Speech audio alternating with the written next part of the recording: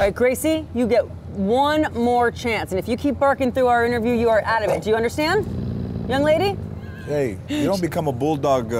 It's meant. It's meant to be. Well, You're I'll tell you meant something. to be. She has become a star overnight. She is an actual overnight success. I saw that.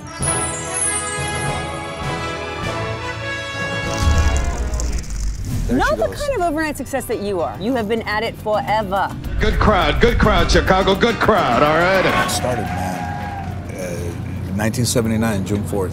June 4th. 18 years old. And what happened on June 4th? I went to the Comedy Store in Westwood, and I went early, like at 4:30 in the afternoon. The show started at 8. What was the joke that cinched it that day? What was the joke? Not that day, none. Oh. Ate it. I talked no. like I talked so fast with no pauses and no breaks. Just the idea of actually stepping on the stage was an accomplishment. People look at me when I'm on the golf course and they go, "Is he on break?" So from that night in Westwood to radio, then the George Lopez show on TV. What was that?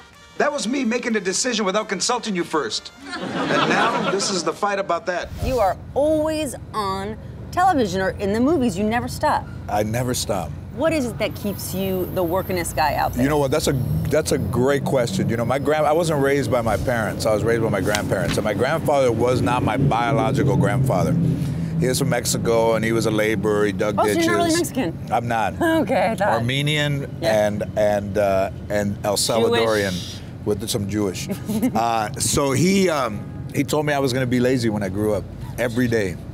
And I mean, from like 5 years old on. And I just tried to prove him wrong. Oh my God, self-esteem. We didn't have that in our neighborhood. So all of your success is in spite of somebody.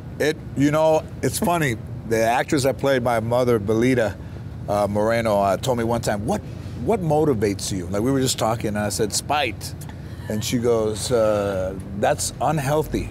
And I said, it got you here, didn't it? And she was like, oh, that's right. Keep it going, that's baby. Right. Keep that spike going. I mean, I think that there's a water level of humanity that some people can hit and some people can't hit. You know, the ocean is deep, it's also shallow. You got to find like your place in the ocean. Well, where are you? Where are you in the ocean of life? In the ocean of life, my feet don't touch the ground. And I'm in that place where you're comfortable, yet it could get a little bit dangerous.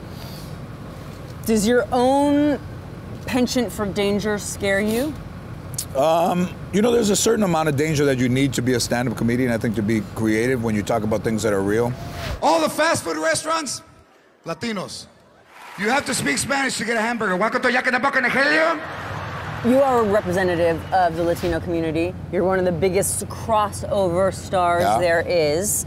Do you feel like you're being truthful to yourself representative of your community, or are you doing things to get laughs only? First of all, I don't look at myself as a spokesperson for the entire Latino community. I'm Latino, and however somebody wants to attach themselves to that, if I'm involved in something, but I don't live for other Latinos. I only live for myself. So, you know, with the stand-up, it's all my perceptions. If people like it, they laugh. If they don't, they find somebody else to laugh at. Dad, look in the window. They got a C health rating. That's a Mexican C. You see, because it's red, it means caliente. Your new show is called St. George. If you were actually a saint, what would it be a saint of? The Saint of Hope. Is there a Saint of Hope? I'm sure there must be one out there. I'm going to assume that you're the Catholic one between us. The Saint of Hope.